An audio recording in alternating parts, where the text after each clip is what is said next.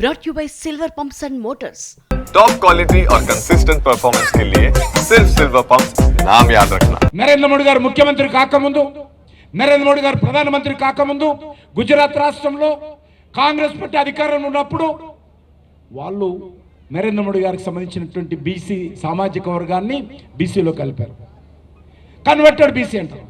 ఎందుకు ఈరోజు ఈ రాష్ట్రంలో బంజారాలు, లంబాడి సామాజిక వర్గానికి సంబంధించినటువంటి వాళ్ళు కూడా చాలా సంవత్సరాల తర్వాత 1971లో అనుకుంటాను వాళ్ళు కూడా ఎస్టీలో చేరారు.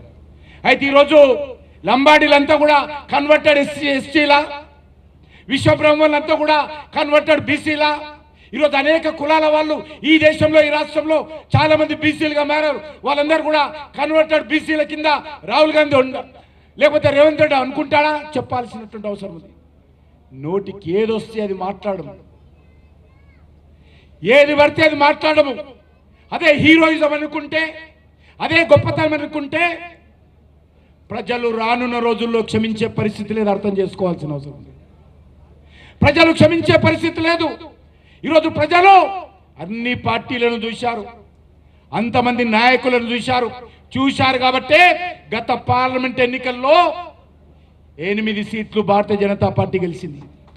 పోలింగ్ బూత్కు వచ్చినటువంటి ప్రతి 100 మందిలో 37 మంది ఈ తెలంగాణ గడ్డ మీద భారతీయ జనతా పార్టీని, నరేంద్ర మోడీ గారిని ఆశీర్వదించి ఓట్లు వేశారన్న విషయాన్ని ఈరోజు రేవంత్ రెడ్డి అర్థం చేసుకోవాలి.